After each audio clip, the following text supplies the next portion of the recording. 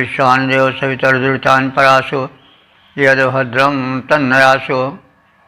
ॐ भद्रं कर्णेभिः शृणुयाम देवा भद्रं पश्येमाक्षिभिर्यजत्राः स्थिरैरङ्गैस्तुष्टुवांशुस्तनुर्भिः व्यशेम देवहितं यदायुः। वेद प्रेमियों सुधी श्रोताओं, संप्रति हम सब ऋग्वेद के चतुर्थ मंडल के 28वें सूक्त की व्याख्या में प्रवेश करने जा रहे हैं। इस सूक्त में 5 मंत्र हैं, सभी त्रिष्टुप छंद में निबद्ध हैं और मंत्र दृष्टा ऋषि हैं वामदेव, देवता हैं इंद्रा सोम। इस सूक्त के प्रथम मंत्र का शीर्षक है सोम की शक्ति से इंद्र ने बाधक आसुरी शक्तियों का विनाश किया। अब संबंधित मंत्र का सर्वप्रथम सस्वर पाठ हो जाए।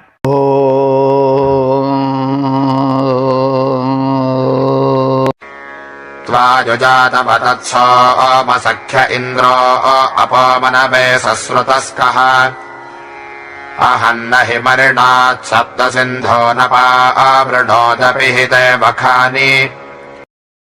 इस प्रथम मंत्र में ऋषि ने अभिव्यक्ति दी है कि सृष्टि के विकास में इंद्र ने सोम की शक्ति के सहारे बहुत कुछ कार्य किया। जल के कपाट जो बंद थे, वह नीर जो संचित था मेघों में, लेकिन वृष्टि का रूप नहीं ले रहा था, उसे वृष्टि का रूप दिया। जल प्रवाहित हुआ, नदियों में जल परिपूरित हो गया और दौड़ दौड़ के नदियों ने प्यासी धरती की प्यास बुझाना प्रारंभ किया।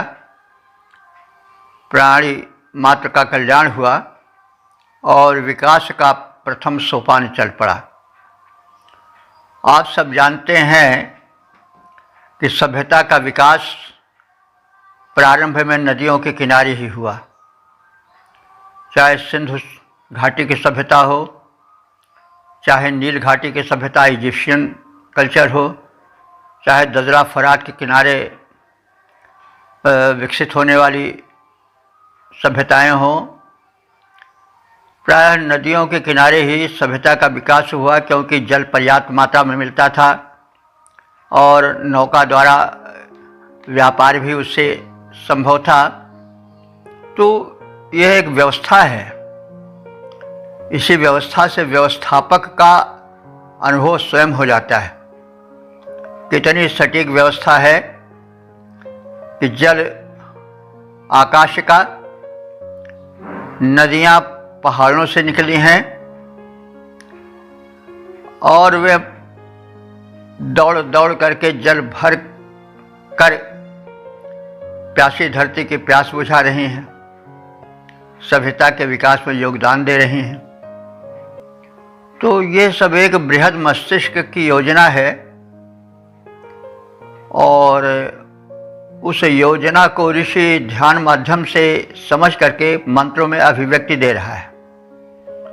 तो इंद्र तो परम व्यवस्थापक शक्ति है, जो कि सृष्टि का विकास कैसे हो और विकास में जो अवरोधक तत्व हैं उनका विनाश कैसे हो, इसको वह समझ बूझ करके सूझबूझ के साथ करता है। तो यही बात कही जा रही है और इस कार्य में ऊर्जा की महत आवश्यकता होती है। प्रत्येक कार्य में ऊर्जा की होती है। तो ऐसे तो परमात्मा ही से सारी ऊर्जाएं निकली हैं, लेकिन ऊर्जा स्वयं में एक अलग रूप से कल्पित की गई है, वैश्विक ऊर्जा। तो सोम जो है अपने व्यापक रूप में या सूक्ष्म रूप में वैश्विक ऊर्जा का प्रतीक है। यह सृष्टि ऊर्जा के सहारे चल रही है, यह तो सर्वविदित है।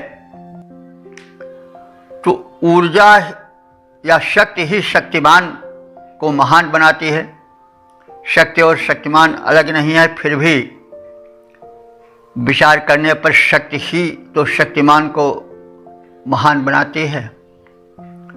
तो सोम को एक मधुर पौष्टिक पेय के रूप में जो देखा ही जाए, साथ ही साथ जो व्यापक रूप से उस पर विचार होता है, इंद्र से जोड़ा जाता है, तो वो वैश्विक ऊर्जा का एक स्रोत है और ऊर्जा से ही सब कार्य होता है। तो उस इंद्र का जो कि अपनी शक्ति द्वारा धरती पर जीवन पनपाने के लिए वृष्टि आदि का प्रबंध करता है और उद्धक शक्तियों को रोकता है और अन्य कार्य करता है, तो वह शक्ति सोम से आती है। उसमें मेरी वैश्विक ऊर्जा का उसमें योगदान रहता है, वही सोम है। तो सोम को हम प्रसंगानुकूल देखते चलें। तो इंद्रा सोम है देवता इस सूक्त के। तो इंद्रा सोम में वैदिक द्वंद्व है, द्वंद्व समास होता नहीं। तो अगर लौकिक संस्कृत में होता तो इंद्र सोमो होता, लेकिन वैदिक द्वंद्व में आ बीच में आ जाता है, तो रूप बन जाता है इंद्रा सोम। तो इंद्र और सोम के संबंध का इन मंत्रों में कथन है। बड़े स्पष्ट रूप में कहें तो शक्ति और शक्तिमान का संयोग है। सोम को संबोधित किया जा रहा है कि हे सोम, तव तत्सख्ये, तुम्हारी उस मित्रता में, सख्य माने मित्रता, मैत्री, तो इंद्र और तुम्हारी जो मैत्री हुई, यानी इंद्र से जो तुम जुड़े, उससे एक इंद्र की सुप्त शक्ति जगी या इंद्र में अतिरिक्त शक्ति का संचार हुआ, तो आयुजा, और तुम्हारे सहयोग से जुड़ जाने से इंद्र ने मनवे, मनु के लिए अर्थात मननशील मानव के लिए, उसके विकास के लिए तुमने सश्रुतः अपह कह, सश्रुतः माने प्रवाहित, अपह माने जल, तो तुमने प्रवाहित जलों को उत्पन्न किया और जलावरोधक अहिम अहन, अहि नामक असुर को मारा। अहि और वृत्तासुर समानार्थक माने गए हैं। तो जलावरोधक उस असुर अहि का अथवा वृत्तासुर का तुमने वध किया। ऐसा ऋषियों ने समझा कि बादलों में जल तो भरा है लेकिन बरस नहीं रहा है, तो उन्हें यह अनुभव हुआ कि कोई एक अवरोधक दानवी शक्ति है जो ऐसा नहीं होने दे रही है। तो इंद्र जो कि वृक्ष का नायक है, उसके कारण उस अवरोधक शक्ति का विनाश होता है और बादलों में भरा जल धरती पर मुक्त होता है वृष्टि के द्वारा। तो यही बात है, तथ्य तो स्पष्ट है, थोड़ा काव्य है ऋग्वेद, अलंकार योजना में, रूपक आदि में, प्रतीक आदि में थोड़ा अर्थ कुछ दुर्बोध सा हो जाता है, लेकिन हमें उस दृष्टि से देखना चाहिए, सीधा सपाट अर्थ निकाल लेना चाहिए और साथ साथ काव्य का भी आनंद लेना चाहिए। तो अहिम अहन उस वृत्तासुर को जो जलावरोधक था उसको मार गिराया फलस्वरूप वृष्टि हुई और सप्त सिंधून, सप्त माने 7, सिंधून माने नदियां। सिंधु के विषय में कहा गया है कि सिंधु का अर्थ ऋग्वेद में प्रायः नदियों के लिए आया है। प्रचलित अर्थ आजकल तो सिंधु नदी एक विशेष के लिए कहा जाता है अथवा समुद्र को कहा जाता है, लेकिन 95% जो ऋग्वेद में सिंधु का प्रयोग हुआ है नदियों के लिए हुआ है। तो तुमने 7 नदियां प्रवाहित की जिनमें जल क्षीण हो गया था, वृक्ष के माध्यम से उसमें जल भरा और उन्हें प्रवाहित किया। 7 नदियां वही सिंधु प्रदेश की अथवा पंजाब और सिंध में जो बह रही हैं, सिंधु, सतलज, ब्यास, रावी, सरस्वती आदि नदियां जो हैं, यह सप्त सिंधु प्रदेश कहा जाता है, क्योंकि उस प्रदेश में, सिंध पंजाब वाले प्रदेश में इन 7 नदियों का प्रवाह चलता था। और आप सब जानते हैं कि आर्यों का मूल निवास स्थान पहले वहीं था और आर्य सभ्यता वहीं विकसित हुई, वेदों की रचना वहीं हुई और फिर उसके बाद परिवार बढ़ा तो फिर बढ़ता गया, चारों ओर फैलता गया। तो स्वाभाविक है एक घर से अनेक घर हो जाते हैं, परिवार बढ़ता रहता है। तो 7 नदियां वही हैं जो हमने बताया सिंध पंजाब की, और यह भूमि जो है वेद की रचना भूमि है, आज सभ्यता के विकास की आदि भूमि है। आज बड़े शोक के साथ कहना पड़ता है, कष्ट होता है कि वह प्रदेश हमारे हाथ में नहीं है। अदूरदर्शी नेताओं ने इस पर ध्यान नहीं दिया और वह प्रदेश निकल गया हमारे हाथ से, पाकिस्तान में पड़ा हुआ है, जहाँ की अब शायद वेद मंत्रोच्चारण होता हो या ना होता हो मैं नहीं कह सकता हूँ, लेकिन यह तो सभी जानते हैं कि वहाँ पर तमाम धर्मों को विकसित होने का अवसर कम मिलता है।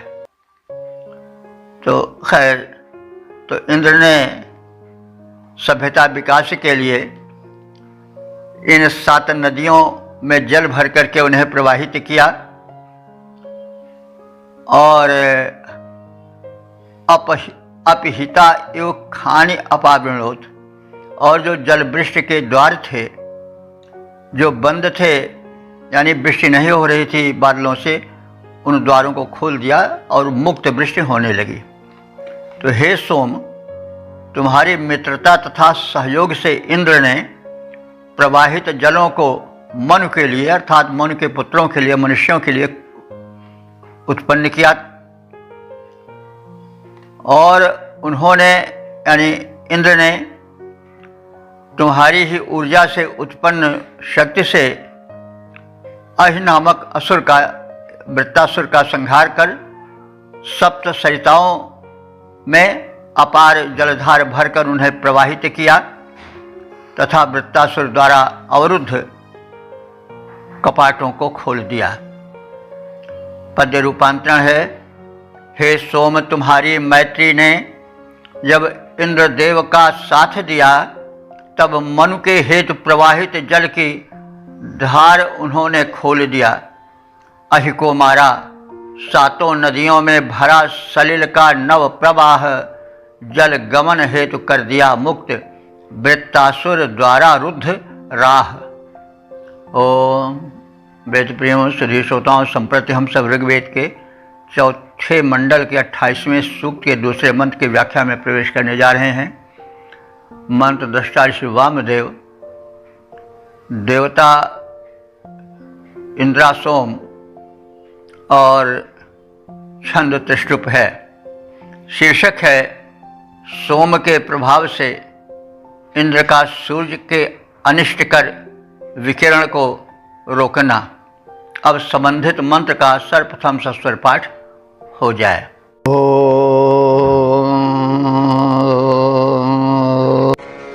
त्वाजुजानिखिदत्सौर्यस्येन्द्रश्चक्रं सहसा सद्य इन्दो अधिष्णुना बृहता वर्तमानं महोद्रुहो अपविश्वायुधाये। इस दूसरे मंत्र में खगोलीय वैज्ञानिकता का रूप झांकता प्रतीत होता है। सोम शक्ति वह शक्ति है जिससे ऊर्जा का संचार होता है और ऊर्जा से ही सकारात्मक विकास होता है और नकारात्मक ऊर्जा प्रवाह को या रेडिएशन को रोका जाता है।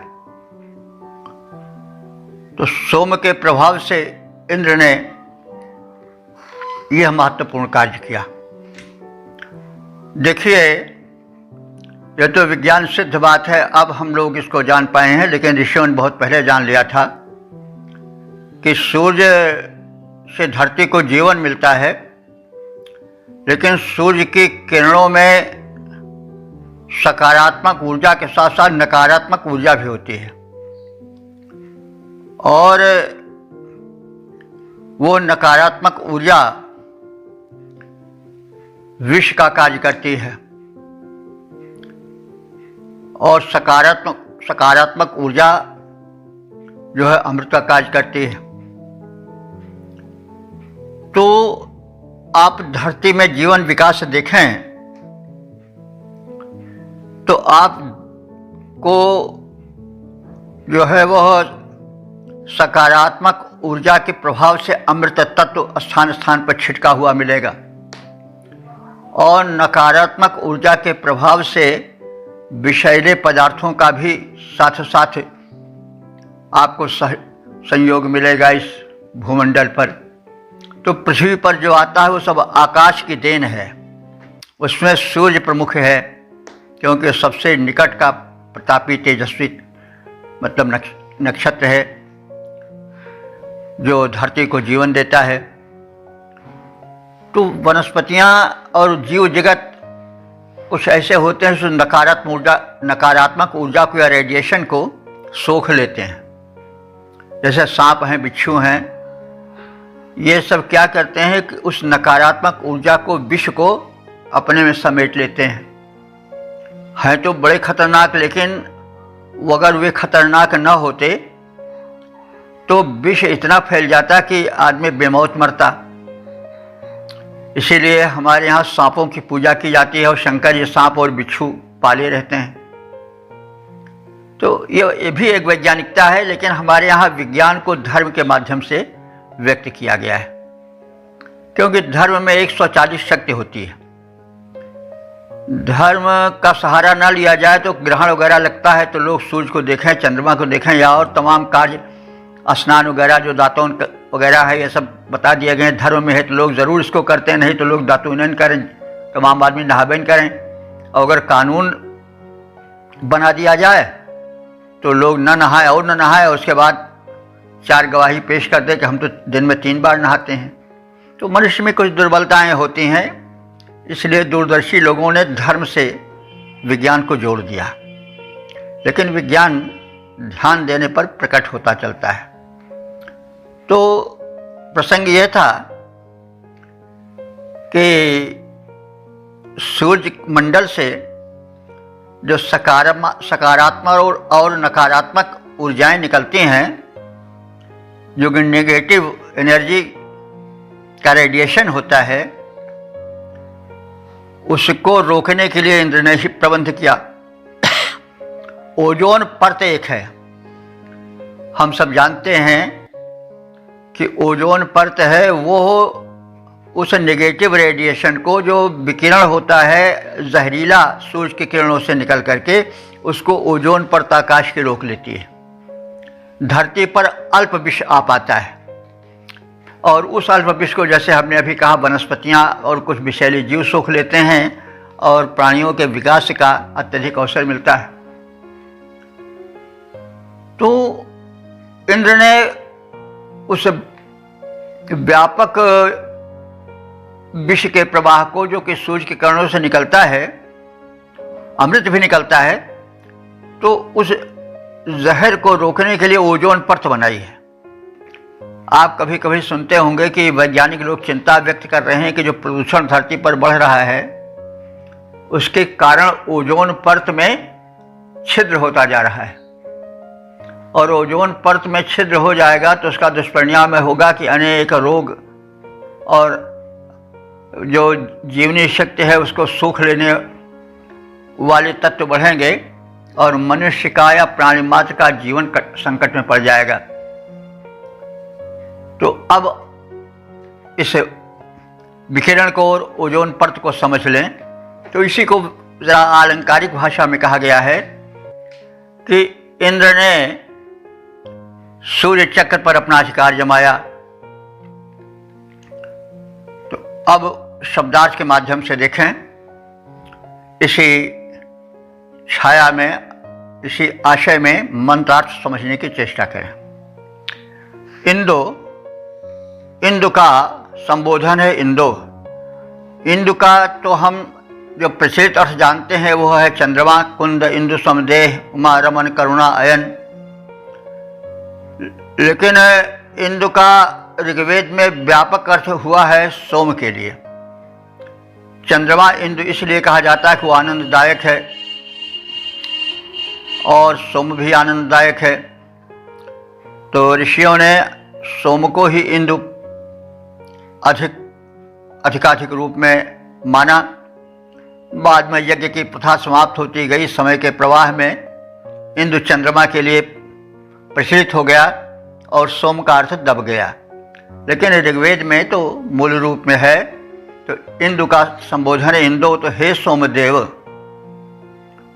त्वायुजा, तुम्हारी सहायता से ही इंद्र ने सद्य माने शीघ्र ही बृहता सुनरा विशाल दिलोक में अधिवर्तमानम माने विद्यमान सूर्य से चक्रम, सूर्य के चक्र को, सूर्य के गोले को सहसा निखिदत बल के द्वारा अपने अधिकार में कर लिया। सहसा माने बल, सहसा माने अचानक नहीं, सहसा माने बल, सह माने बल होता है और सहसा माने बल द्वारा, अपने बल द्वारा। हे सोम, जो कि तुम्हारे कारण से उत्पन्न हुआ था ऊर्जा रूप में, उस ऊर्जा को, उस बल को उन्होंने प्रकट किया और सूर्य के चक्र को, गोले को अपने वश में कर लिया। और महाद्रोह, महान द्रोह करने वाले सूर्य के, अब देखिए यहाँ सूर्य को महान द्रोह करने वाला कहा गया है। सूर्य तो द्रोह करने वाला है नहीं, तो धरती का आधार है, धरती का जीवन है। लेकिन अब यहाँ महान द्रोह करने वाले को आप जो हम अभिव्यक्त कर रहे हैं, बात कह रहे हैं, उस आधार पर देखिए। सूर्य से जो विकिरण होता है, रेडिएशन होता है, उसमें विष तत्व भी रहता है किरणों में। तो उस विष तत्व के कारण सूर्य को कुछ इतर रूप में देखा गया है। तो महान द्रोह करने वाला कहा गया है। महाद्रोह, महान द्रोह करने वाले सूर्य को विश्वायु माने सब जगह जाने वाले उसके चक्र पर, क्योंकि सूर्य का चक्र चलता रहता है, यानी सूर्य आकाश में उदित होता है, एक क्षितिज से दूसरे क्षितिज में अस्त होता है। तो जो सूर्य का चक्र वो चल रहा है, उस चक्र में जो कि विष बोता चलता है, यानी विषैली किरणों का प्रसारण करता चलता है, उसको तुमने अपने वश में किया और उस विषैले विकिरण को रोका। अपधाय माने अपने अधिकार में कर लिया सूर्य को और उस विकिरण को तुमने रोका। तो हे सोम, तुम्हारी सहायता से इंद्र ने शीघ्र ही विशाल द्विलोक में विद्यमान सूर्य के चक्र को अपने बल द्वारा अधिकार में लिया।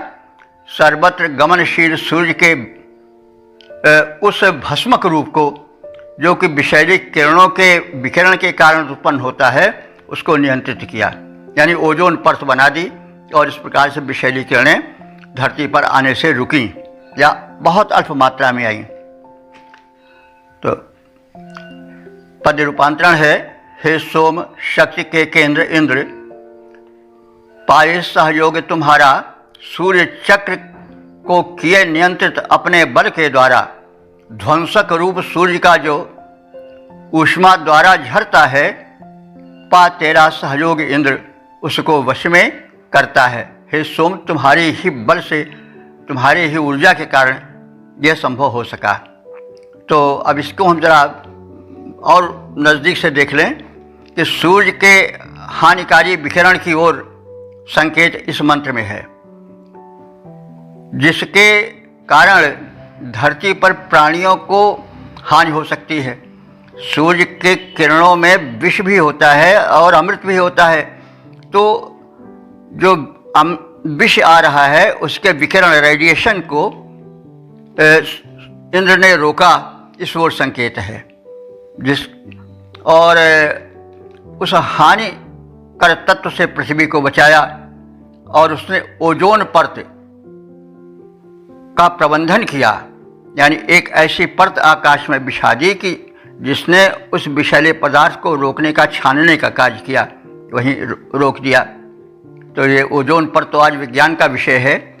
तो वो ओजोन की परत द्वारा उस विषैले रेडिएशन को जो सूर्य की किरणों से धरती पर आता है उसको रोका, ऐसी और व्यवस्था की रोकने की। तो इस प्रकार से जो अमृतमय किरणें होती हैं सूर्य की, वही पृथ्वी पर आ पाई, और जो बहुत अल्प मात्रा में आ पाई उनको हमने जैसे बताया कि कुछ जीव जंतुओं में संग्रहित कर दिया इंद्र ने, वही व्यवस्थापक है। और कुछ वनस्पतियों में, जैसे जहरीली वनस्पतियां होती हैं विष, उनमें संचित कर दिया ताकि प्राणी जो हैं वो सुरक्षित रह सकें। अन्यथा वो वातावरण में बिल्कुल घुल मिल जाते तो बड़ी कठिनाई होती है। तो ये है, इसका एक वैज्ञानिक रूप भी हमने देखा। और सोम को अब हम समझ चुके होंगे। सोम वो शक्ति है जिससे इंद्र जो है वह सृष्टि के जो विषैले तत्व होते हैं अथवा जो आसुरी तत्व होते हैं जो विकास में बाधा पहुंचाते हैं, उनको इंद्र रोकता है। तो शक्ति ही तो सब कार्य करती है। तो वो शक्ति सोम शक्ति है, वो वैश्विक ऊर्जा है और सकारात्मक ऊर्जा है। तो इस प्रकार से हमने इस मंत्र को समझाने की चेष्टा की। आप सब बहुत कुछ इस विषय में जान भी चुके होंगे। यदि कभी किसी प्रकार का संदेह हो तो प्रश्नोत्तर द्वारा हम लोग एक जिज्ञासु की दृष्टि से इस पर विचार भी कर सकते हैं। यदि प्रश्न करते हैं तो उसका हम स्वागत करेंगे, लेकिन यह है कि वो सकारात्मक भावना से होना चाहिए, नकारात्मक भावना से नहीं। तो ओम वेद प्रेमियों, सुधीर श्रोताओं, संप्रति हम सब ऋग्वेद के चतुर्थ मंडल के 28वें सूक्त के तीसरे मंत्र की व्याख्या में प्रवेश करने जा रहे हैं। मंत्र दृष्टाचार्य वामदेव, देवता सोम और छंद त्रिष्टुप है। शीर्षक है सोम शक्ति के प्रभाव से इंद्र द्वारा आसुरी शक्तियों का विनाश किया जाना। अब संबंधित मंत्र का सर्वप्रथम सस्वर पाठ हो जाए।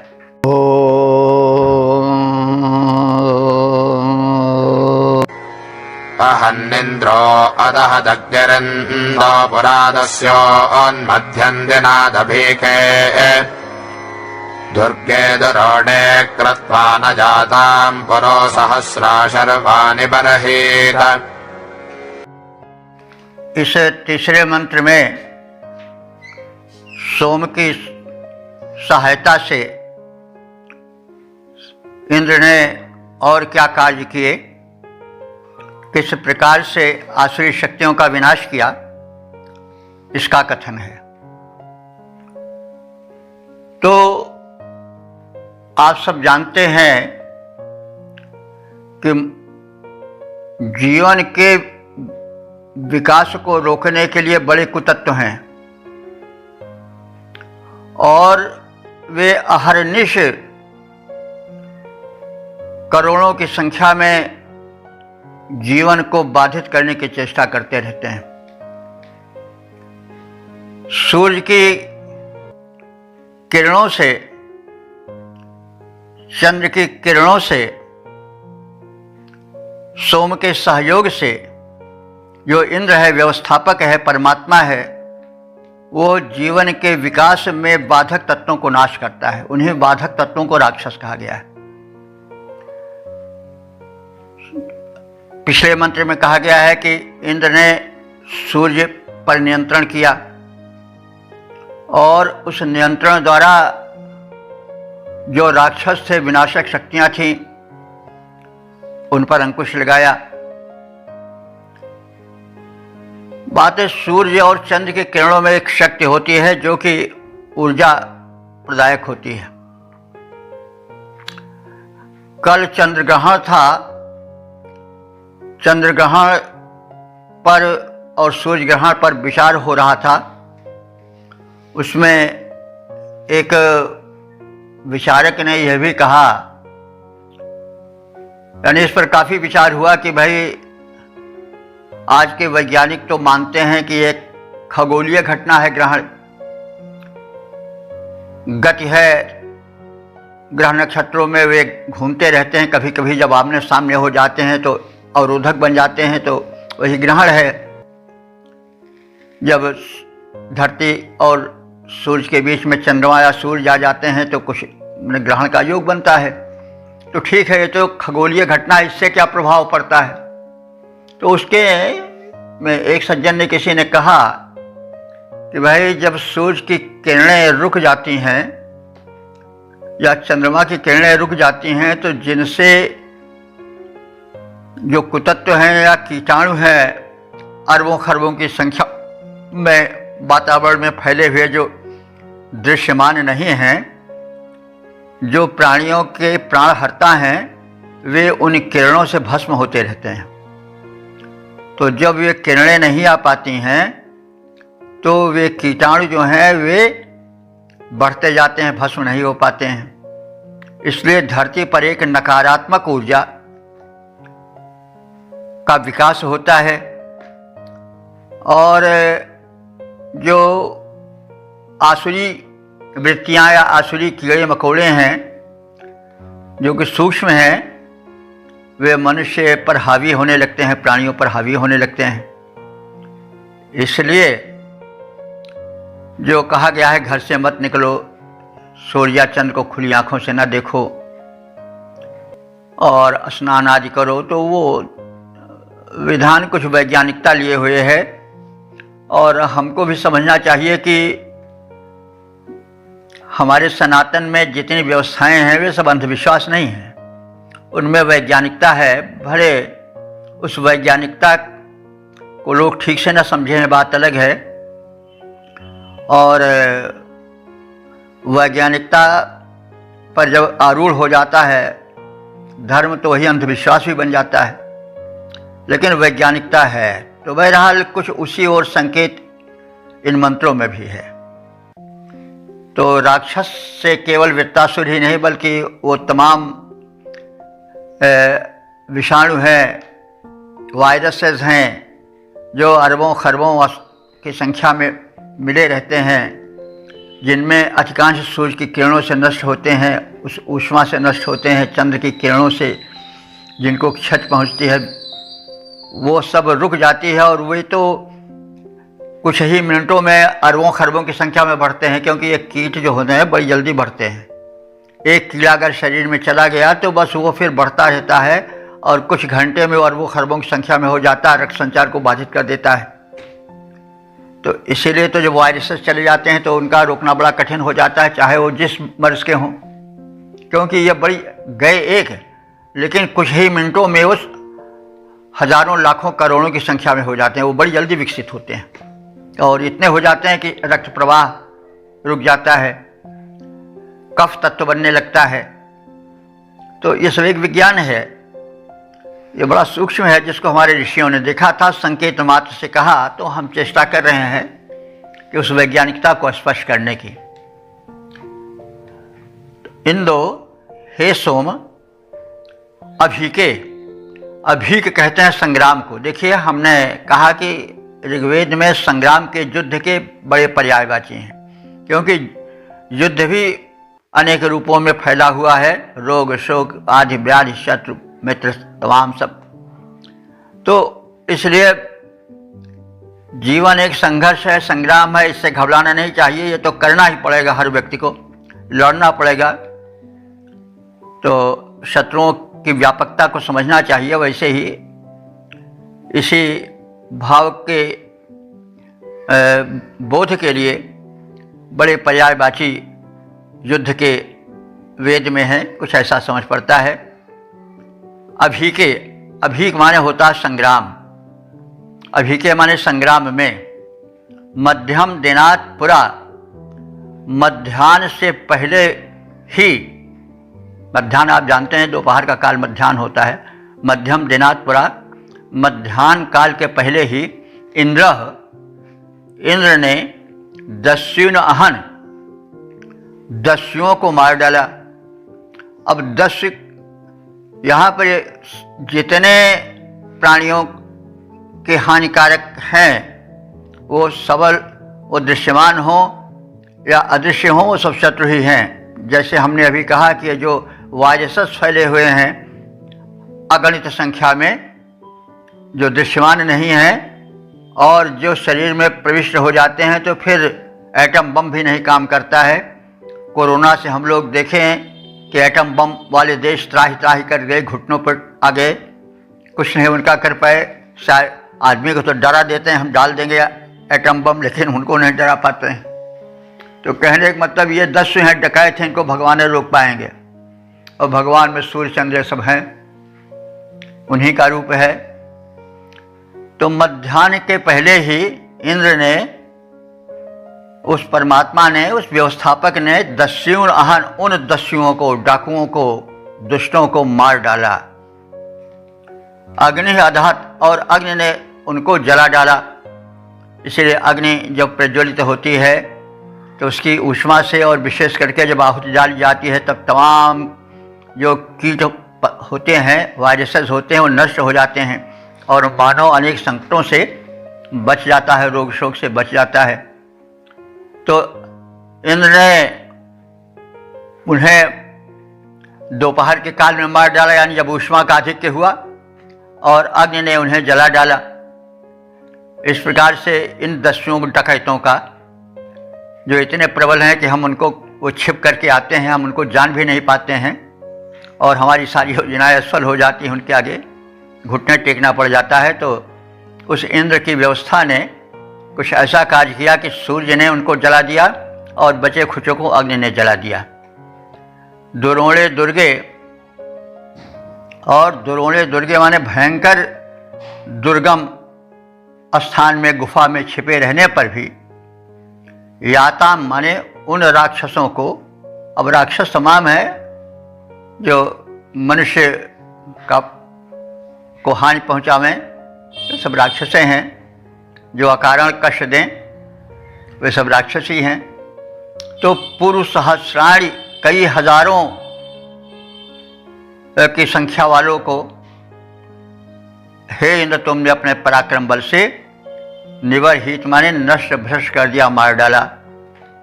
तो हे सोम, तुम्हारी ऊर्जा से इंद्र में प्रबल ऊर्जा जगी, उससे उत्प्रेरित इंद्र ने संग्राम में मध्याह्न के पूर्व ही दस्युओं को मार डाला, उन राक्षसों को, दुष्टों को नष्ट कर दिया। अग्नि ने उन्हें जला डाला और दुर्गम दुर्ग में भी छिपे रहने पर कई हजार राक्षसों को इंद्र ने अपने बल विक्रम से नष्ट भ्रष्ट कर डाला। तो ये जो प्रत्यक्ष शत्रु और अप्रत्यक्ष शत्रु हैं, जो मानवता के विकास में, सभ्यता के विकास में बाधक हैं, उनको उस परम व्यवस्थापक परमात्मा इंद्र ने नष्ट भ्रष्ट किया। पद्य रूपांतरण है, हे सोम तुम्हारी ऊर्जा से यों हुआ इंद्र में बल विकास, मध्याह्न काल के ही पहले कर दिया दस्युओं का विनाश। दुर्गम दुर्गों में रक्षित थे, पावक ने उन्हें जला डाला। वध कई हजार शत्रु का कर संकट सुरेंद्र ने था टाला। ओम वेद प्रेमियों सुधीर श्रोताओं, संप्रति हम सब ऋग्वेद के चतुर्थ मंडल के 28वें सूक्त के चौथे मंत्र की व्याख्या में प्रवेश करने जा रहे हैं। मंत्र दृष्टा श्री वामदेव, देवता इंद्रा सोम, छंद त्रिष्टुप है, शीर्षक है इंद्र सोम की मिश्रित शक्ति से असुरों का विनाश। इस अब संबंधित मंत्र का सर्वप्रथम सस्वर पाठ हो जाए।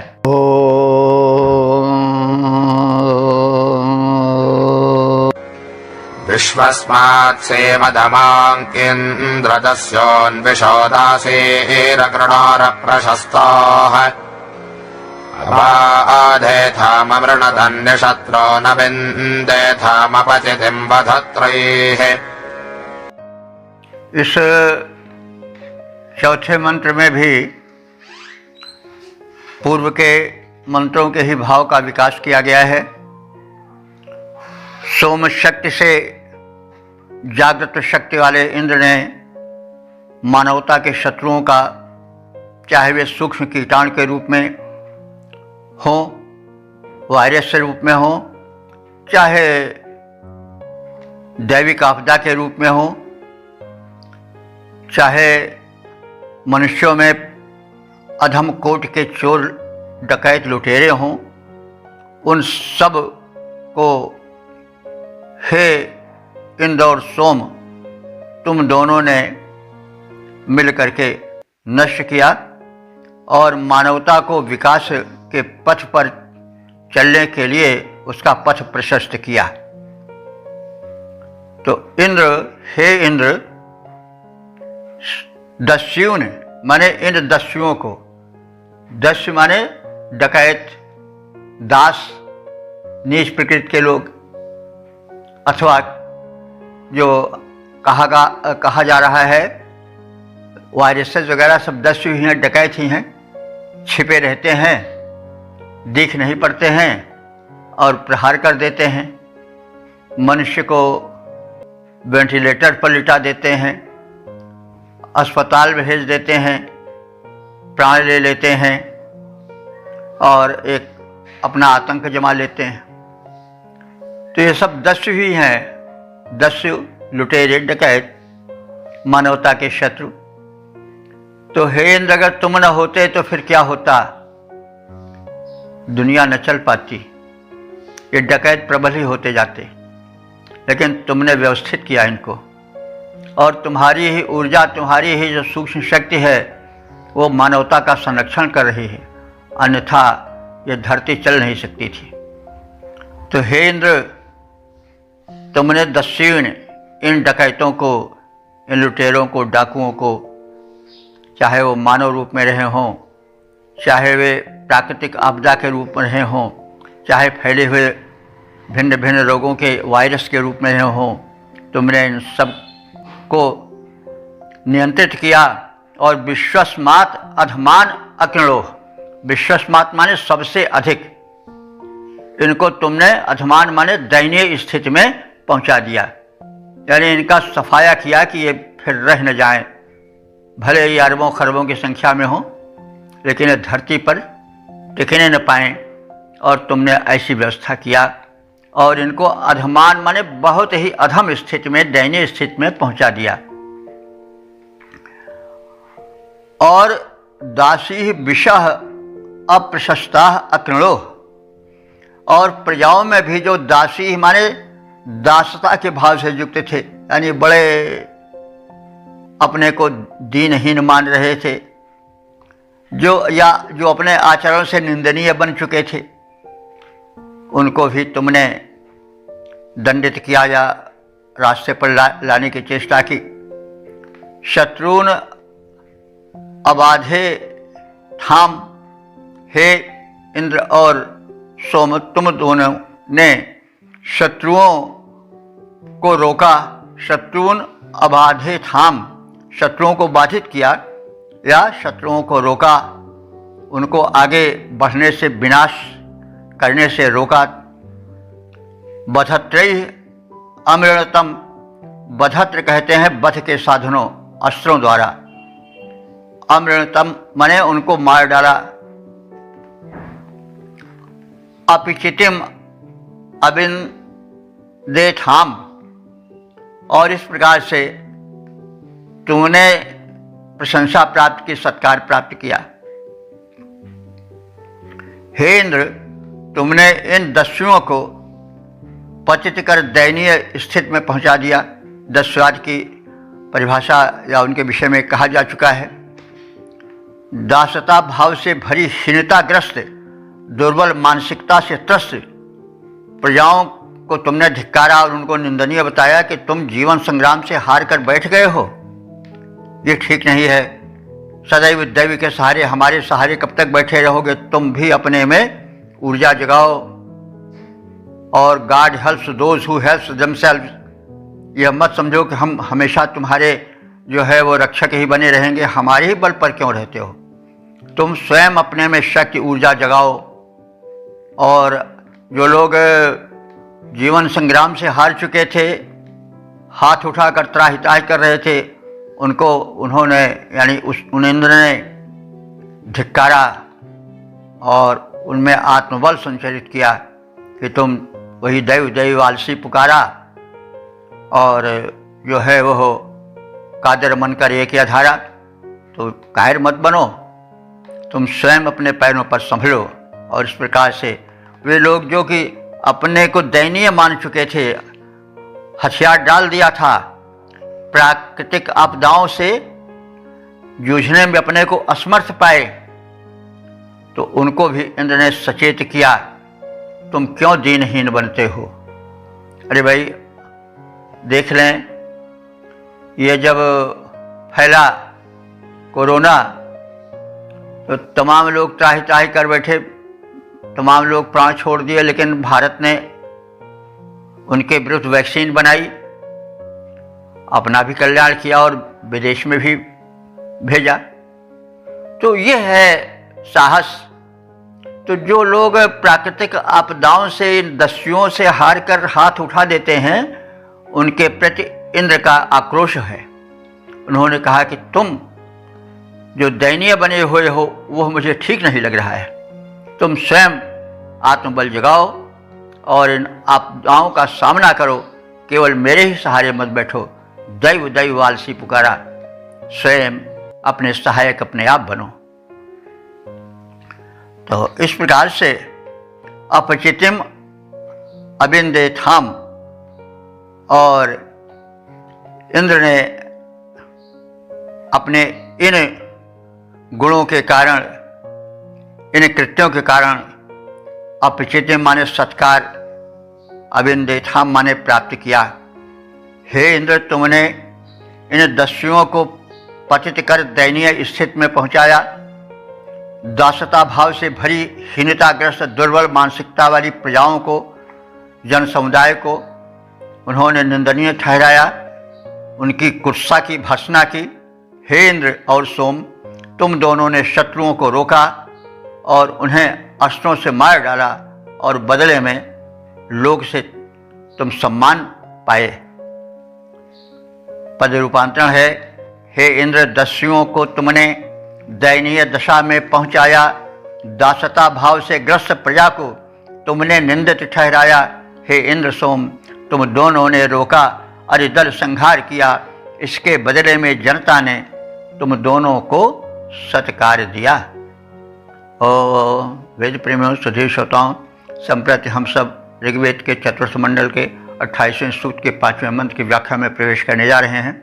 मंत्र दृष्टा ऋषि वामदेव, देवता इंद्रा सोम और छंद त्रिष्टुप है। शीर्षक है इंद्र सोम की मिलित शक्ति के प्रभाव का कथन। अब संबंधित मंत्र का सर्वप्रथम सस्वर पाठ हो जाए।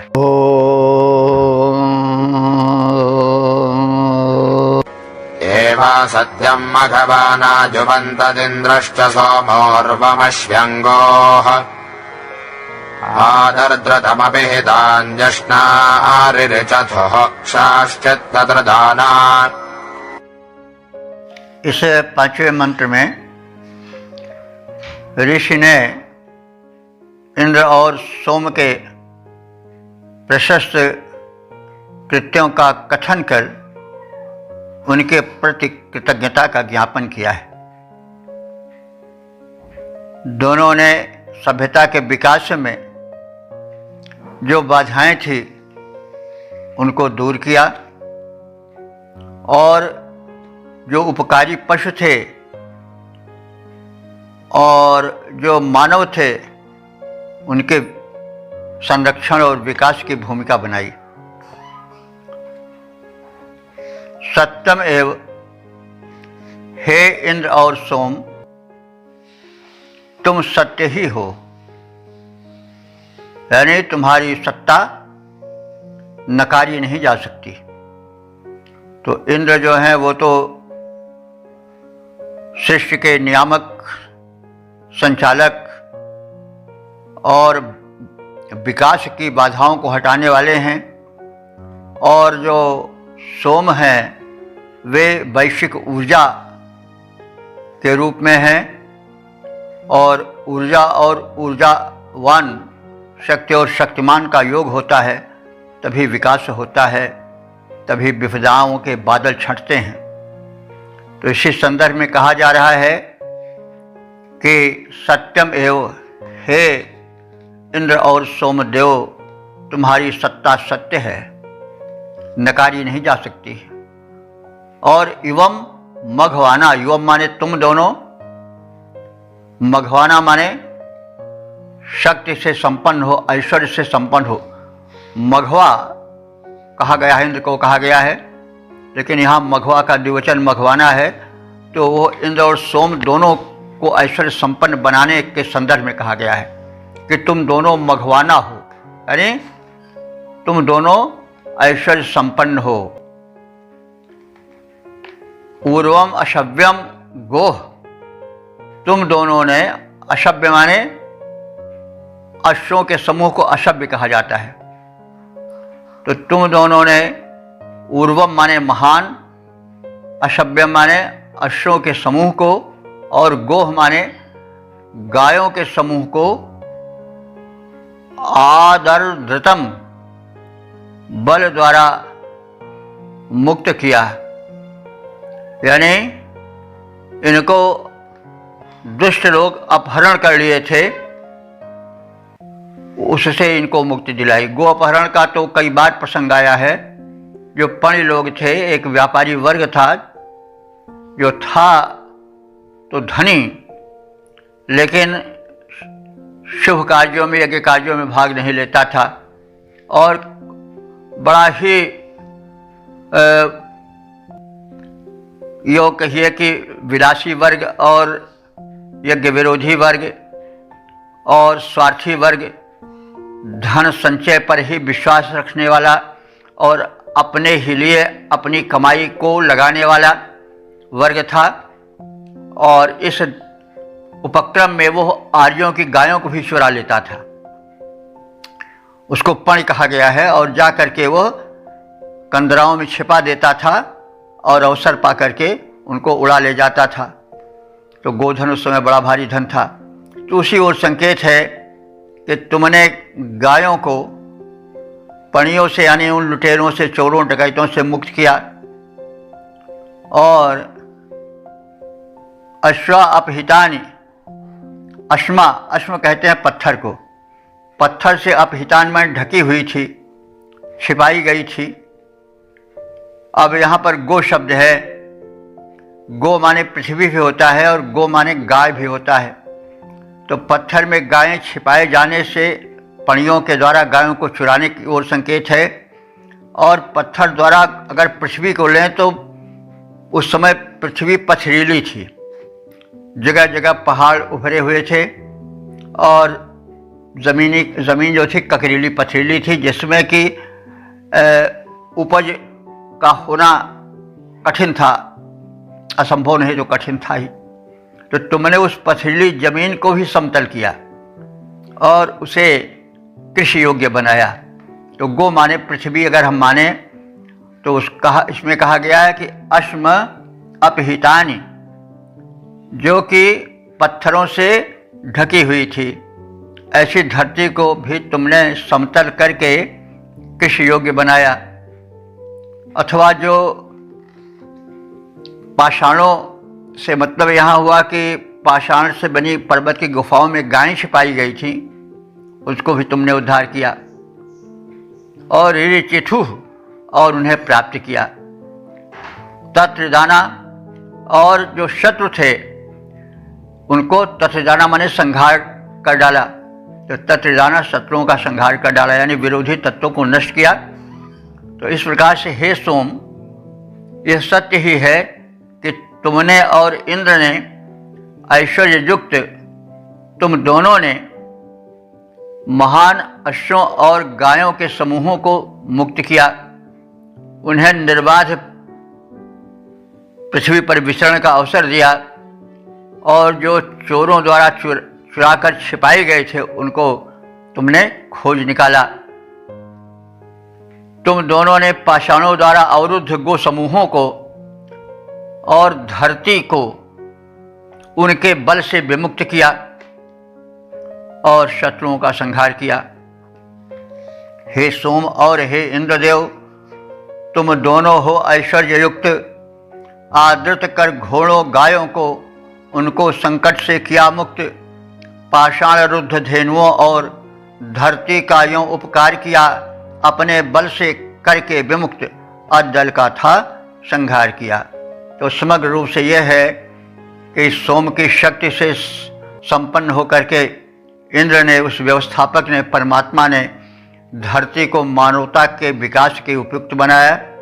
जो विरोधी तत्व थे, चाहे वो हो मनुष्य के रूप में हो, चाहे वो जिस किसी रूप में हो, चाहे कीट और वायरसेस के रूप में हो, उनको नष्ट किया और ऊबड़ खाबड़ धरती को उन्होंने समतल बनाया।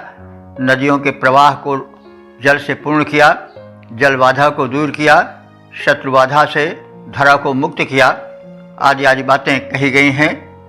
तो ये है सभ्यता के विकास का प्रथम चरण यहाँ पर प्रदर्शित किया गया है।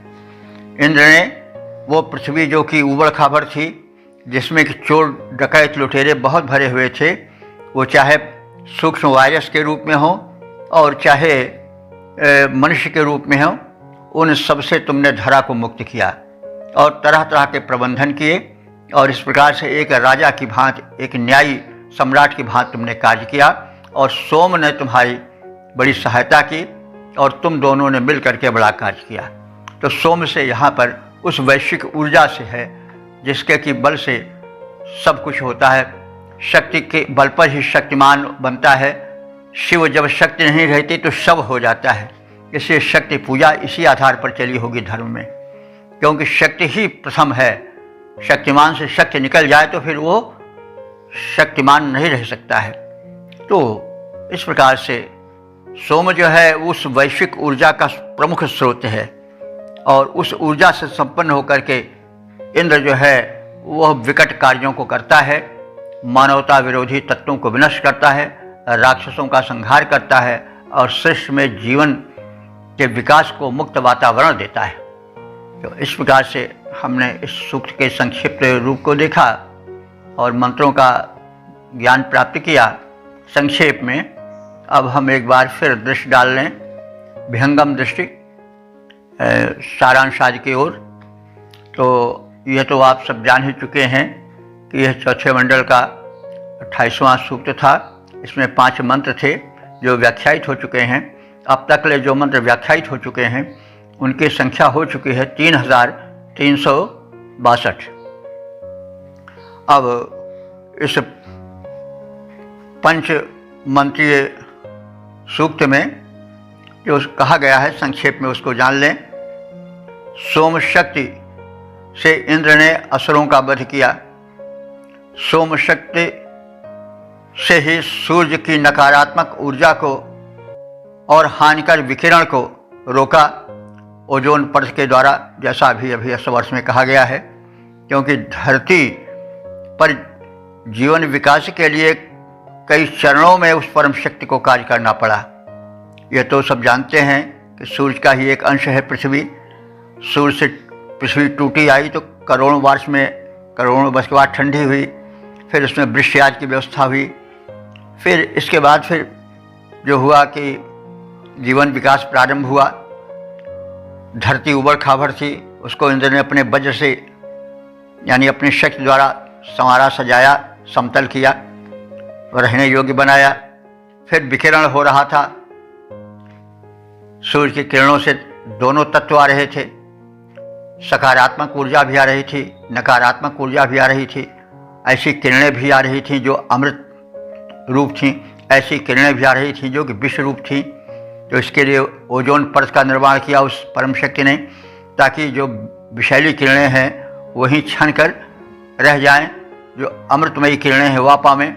उसके पश्चात फिर भी तमाम अनंत अरबों खरबों जिसकी गणना के साथ कितने जो हैं वो वायरसेस जो कि प्राणहारी हैं, प्राणियों को जीने नहीं देते, वे फैले हुए थे और इतने सूक्ष्म थे कि उन पर तलवार और लाठी बल्लम का कोई, एटम बम का कोई प्रहार हो ही नहीं सकता था, बड़े सूक्ष्म थे। तो उनके लिए भी उसने प्रबंध किया और उनके विनाश की योजना बनाई, विरोधी तत्वों को नष्ट किया। यज्ञ की व्यवस्था उसने की और इसलिए आर्यों ने उस यज्ञ की वैज्ञानिकता को पहचाना और तमाम उन फैले कीटाणुओं को जो दिखाई नहीं पड़ते हैं यज्ञ के धूम से मारने की एक योजना बनाई और इस प्रकार से यज्ञशील जीवन की प्रशंसा की। और उसमें सोम को बड़ा महत्व दिया, क्योंकि सोम ऊर्जा का प्रतीक है। सोम स्वयं इंद्र सोमपान करता है, ऊर्जा का संग्रह करता है और प्राणियों को भी ये संदेश देता है कि तुम भी पहले ऊर्जस्वल बनो। संसार में दुर्बल को जीने का अधिकार नहीं है, कमज़ोर होकर कराहते हुए जिए तो तुम दूसरे के लिए भार हो, तुम्हारा जीवन अभिशाप बन जाएगा। इसलिए तुम सोमपान करो। सोमपान का अर्थ हुआ ऊर्जा को भांति भांति से अपने में संजो। तुम निर्बल बन करके चारपाई पर मत पड़े पड़े सांसें लो। तो ये सब संदेश सूक्ष्म उसने दिया और वेद में उसको ऋषियों ने संग्रहित किया।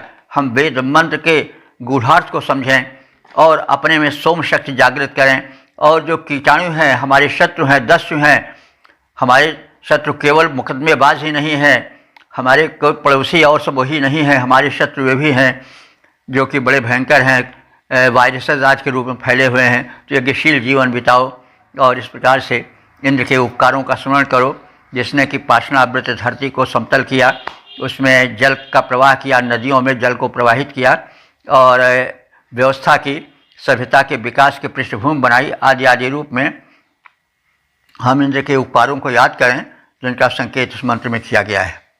तो हम देखें तो प्रत्येक मंत्र एक वैज्ञानिकता को लिए हुए है और वो संकेत रूप में स्पष्ट की गई है। हम उस संकेत को समझें और अपने जीवन को उसके अनुरूप ढालें, अपने को सोम शक्ति से संपन्न करें और इतना सबल बनाए रहें कि हम भार न बने, हम धरती के लिए एक दैत्य बनकर, एक भार बनकर न रहें, बल्कि हम स्वयं तरें और दूसरों को तारें। यही वेद का संदेश है। समृद्ध जीवन बिताएं, सुखी जीवन बिताएं, स्वस्थ जीवन बिताएं। और प्रत्येक मंत्र में यही प्रार्थना है, तो यही संदेश है। तो इस प्रकार से हमने इस मंत्र को संक्षेप में जानने की चेष्टा की, सूक्त को जाना, सारांश को जाना। और अब जानना ही पर्याप्त नहीं है, जानने के पश्चात उसको मानना आवश्यक है और तदनुसार जीवन बिताना भी अपेक्षित है। तो अब हम अपनी वाणी को विराम देते हैं। ओम सर्वे भवन्तु सुखिनः, सर्वे सन्तु निरामयाः, सर्वे भद्राणि पश्यन्तु, मां कश्चित् दुःख भाग् भवेत्।